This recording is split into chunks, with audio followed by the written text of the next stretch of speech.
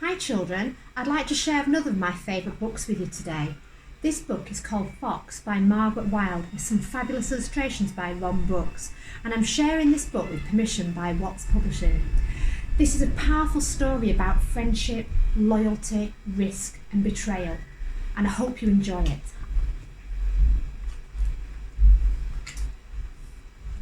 Through the charred forest, over hot ash, runs Dog, with a bird clamped in his big, gentle mouth.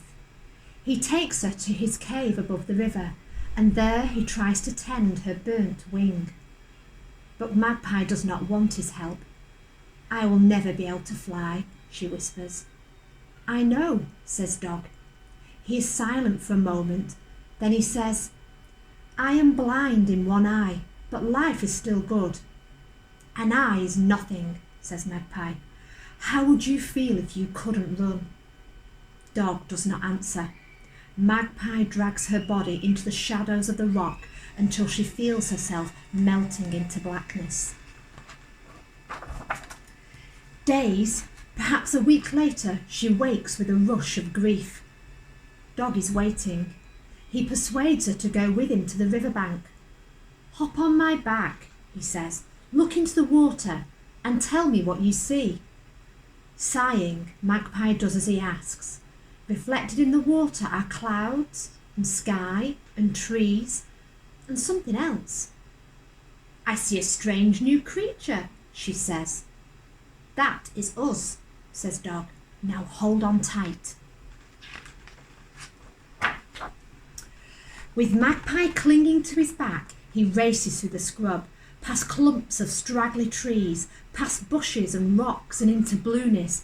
He runs so swiftly it's almost as if he were flying. Magpie feels the wind streaming through her feathers and she rejoices. "Fly, Dog, fly! I will be your missing eye and you will be my wings." And so, as Dog runs with Magpie on his back, every day through summer, through winter. After it rains, when the saplings are springing up everywhere, a fox comes into the bush. Fox with his haunted eyes and rich red coat. He flickers through the trees like a tongue of fire, and Magpie trembles.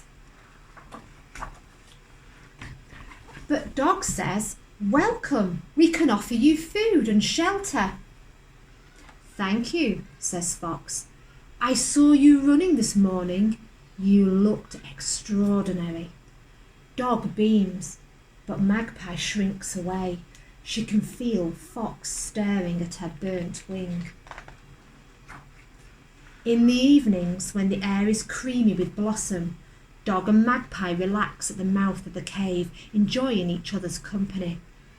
Now and again, Fox joins in the conversation, but Magpie can feel him watching, always watching her, and at night his smell seems to fill the cave, a smell of rage and envy and loneliness.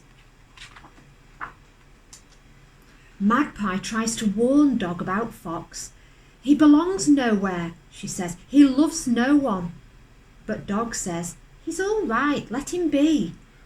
That night, when Dog is asleep, Fox whispers to Magpie, "I can run faster than Dog, faster than the wind. Leave Dog and come with me." Magpie says, "I will never leave Dog. I am his missing eye and he is my wings." Fox says no more that night, but the next day when Dog is at the river, he whispers to Magpie, "Do you remember what it's like to fly, truly fly?" Again Magpie says, "I will never leave Dog. I am his missing eye and he is my wings." But later that day, as Dog runs through the scrub with Magpie on his back, she thinks, "This is nothing like flying, nothing." And when at the dawn Fox whispers to her for a third time, she whispers back, "I am ready." While Dog sleeps, Magpie and Fox streak past ancient trees, rip through the long grass, pelt over rocks. Fox runs so fast that his feet scarcely touch the ground, and Magpie exults, "At last I am flying, really flying!" scorches through woodlands, across dusty plains and out into the hot red desert. He stops, scarcely panting. There is silence between them. Neither moves, neither speaks. Then Fox shakes Magpie off his back as he would a flea and pads away. He turns and looks at Magpie and he says, "Now you and Dog will know what it's like to be truly alone." Then he is gone. In the stillness, Magpie hears a faraway scream. She cannot tell if it's a scream of triumph or despair. Magpie huddles, a scruff of feathers adrift in the heat. She can feel herself burning into nothingness. It would be so easy just to die here in the desert. But then she thinks of Dog, waking to find her gone. Slowly, jiggity hop, she begins a long journey home. Now then, I wonder whether you could carry on that story.